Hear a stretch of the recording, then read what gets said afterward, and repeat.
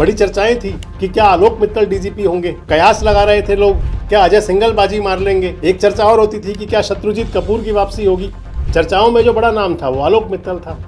Seniority पे आते हैं तो शत्रुजीत कपूर हुए और कमान मिली अजय सिंघल को। अब तीनों विषय पे आपसे बात करेंगे।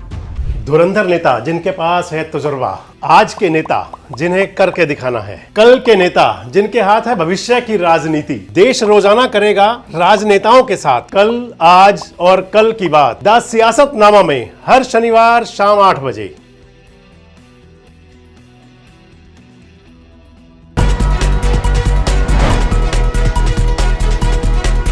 दोस्तों नमस्कार, मैं संजय मग्गू और मौजूद है देश रोजाना के डिजिटल मीडिया मंच पर। बात करने चला हूं आपसे हरियाणा पुलिस को लेकर के, क्योंकि आज हरियाणा पुलिस को साल के अंतिम दिन हरियाणा पुलिस को अपने परमानेंट डीजीपी मिल गए। मैंने आपके साथ पहले वीडियो शेयर किया था, आप इसे देख सकते हैं कि ओपी सिंह की विदाई और अब अगले डीजीपी का इंतजार। हमने उस समय सवाल किया था कि क्या परमानेंट डीजीपी मिलेगा या फिर टेम्परेरी। तो वो सारी जो धुंध थी उससे पर्दा उठ गया, उससे पूरी तरह से जो धुंध के बादल थे वो छट गए और हरियाणा को मिल गया परमानेंट डीजीपी अजय सिंघल के रूप में। इस समय हरियाणा के अंदर जो एंटी करप्शन ब्यूरो यानी कि जो सरकार की भ्रष्टाचार निरोधक शाखा है उसके वो प्रभारी हैं।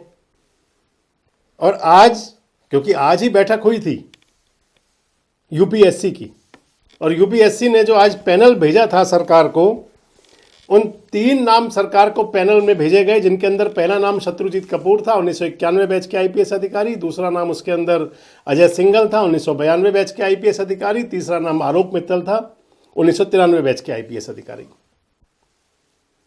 बड़ी चर्चाएं थी कि क्या आलोक मित्तल डीजीपी होंगे। कयास लगा रहे थे लोग, क्या अजय सिंघल बाजी मार लेंगे। एक चर्चा और होती थी कि क्या शत्रुजीत कपूर की वापसी होगी। और इन सब के बीच में एक बात आ गई थी कि क्या हरियाणा को भी परमानेंट की जगह टेम्परेरी डीजीपी मिलेगा, यानी कि कार्यकारी पुलिस महानिदेशक। तो ये तो एक सवाल तो खत्म हुआ कि कार्यकारी के स्थान पर अब 2 साल के लिए परमानेंट के तौर पर अजय सिंघल हरियाणा के डीजीपी होंगे। अब अगली बात आ जाएगी, बड़ी बात आएगी कि क्योंकि सीनियरिटी पे नाम शत्रुजीत कपूर का आया, उनके बाद में अजय सिंघल और फिर आलोक मित्तल। चर्चाओं में जो बड़ा नाम था वो आलोक मित्तल था। सीनियरिटी पे आते हैं तो शत्रुजीत कपूर हुए और कमान मिली अजय सिंघल को। अब तीनों विषय पे आपसे बात करेंगे। शत्रुजीत कपूर सीनियरिटी पर है, 2 साल से ज़्यादा हरियाणा के पुलिस महानिदेशक रह चुके हैं और उनका नाम जो पैनल में भेजा गया था, क्योंकि शत्रुजीत कपूर की रिटायरमेंट जो होनी है वो 31 अक्टूबर 2026 को होनी है। जिनका अभी 6 महीने का कार्यकाल बाकी होता है उनका नाम पैनल में भेजा जाता है। शत्रुजीत कपूर का नाम भेजा गया, इससे पहले भी भेजा गया था, उस समय स्टेटस रिपोर्ट मांगी गई थी।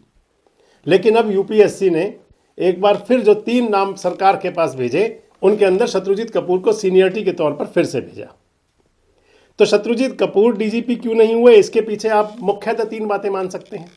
एक तो ये कि वो 2 साल से ज़्यादा का कार्यकाल पूरा अपना कर चुके थे, इस लिहाज में किसी और को मौका मिले तो पहला कारण तो ये हो सकता है।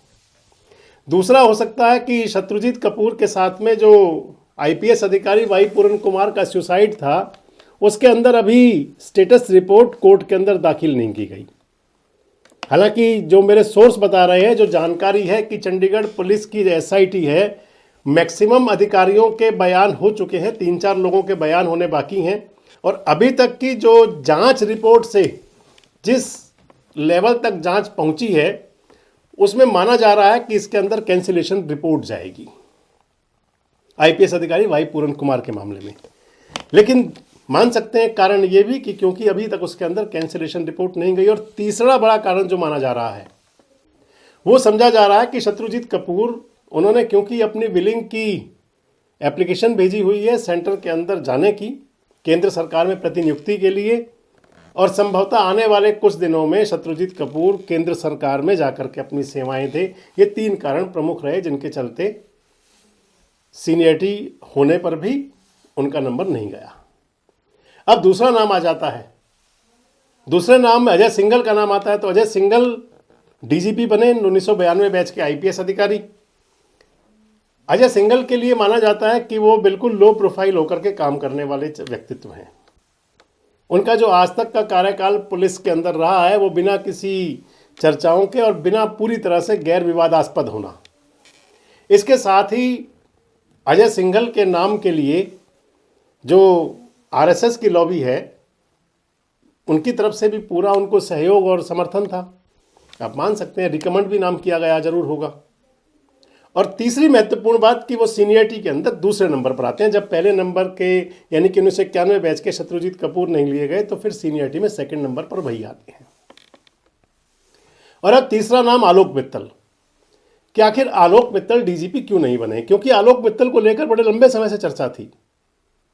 एवं इतना ही नहीं, पिछले दिनों जब 15 अगस्त के आसपास यानी कि क्योंकि अगस्त 2025 में शत्रुजीत कपूर के 2 साल पूरे हो गए थे डीजीपी के तौर पर, और उस समय बात थी कि या तो किसी को कार्यकारी डीजीपी बनाया जाएगा पोस्ट खाली दे करके, और या फिर नया नाम जाएगा। उस समय ना नया नाम गया था ना किसी को कार्यकारी बनाया गया था। उन सब के पीछे तमाम बातें थी। कहीं कहा जाता था मुख्यमंत्री और शत्रुजीत कपूर के बीच कोई मनमुटाव है, कहीं तमाम बातें चलती थी, लेकिन इसके बावजूद वो सब ठीक चलता रहा। और बदलाव के कारण ये रहा कि जो वाई पूरन कुमार का सुसाइड, इसकी वजह से शत्रुजीत कपूर छुट्टी पर भेजे गए।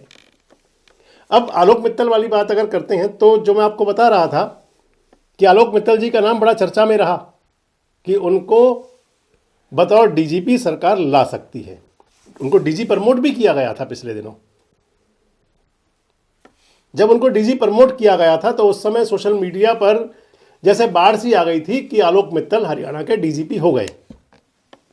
लेकिन अब जब पैनल में नाम गया तो उनको डीजीपी नियुक्ति ना होने के पीछे जो 3 प्रमुख कारण हो सकते हैं, उनके अंदर एक बड़ा कारण तो सीनियरिटी में अजय सिंघल से पीछे आते हैं। यानी कि अजय सिंघल साहब 1992 बैच के आईपीएस अधिकारी हैं और आलोक मित्तल साहब 1993 बैच के आईपीएस अधिकारी हैं। दूसरा माना जा सकता है आलोक मित्तल का जो कार्यकाल रहा है वो भी पूरी तरह से गैर विवादास्पद रहा है। कई पदों पर काम भी किया, सीआईडी चीफ भी रहे। लेकिन आलोक मित्तल के साथ एक बात जरूर जुड़ी, जो हाल ही में 2024 में विधानसभा चुनाव हुआ था। चुनाव परिणाम आने से पहले आलोक मित्तल जी को लेकर के कुछ चर्चाएं चली थी और उस चर्चाओं को माना जा सकता है कि वो बड़ा कारण रहा। तो आपको क्या लगता है कि आखिर क्या वजह रही और क्या प्रमुख कारण रहा हरियाणा के अंदर डीजीपी पद पर नियुक्ति का? कौन सा प्लस पॉइंट रहा अजय सिंघल के पक्ष में, और अगर माइनस पॉइंट गया आलोक मित्तल जी के लिए तो वो कौन सा हुआ? कमेंट बॉक्स में जरूर बताएं। जुड़े रहे हमारे साथ, देखते रहें देश रोजाना। हमारे साथ जुड़े रहने के लिए सब्सक्राइब करें देश रोजाना के YouTube चैनल को और नई वीडियो की नोटिफिकेशन पाने के लिए बेल आइकन जरूर दबाएं। अगर आप ये वीडियो फेसबुक या इंस्टाग्राम पर देख रहे हैं तो पेज को लाइक और फॉलो जरूर करें और ज्यादा से ज्यादा शेयर करें।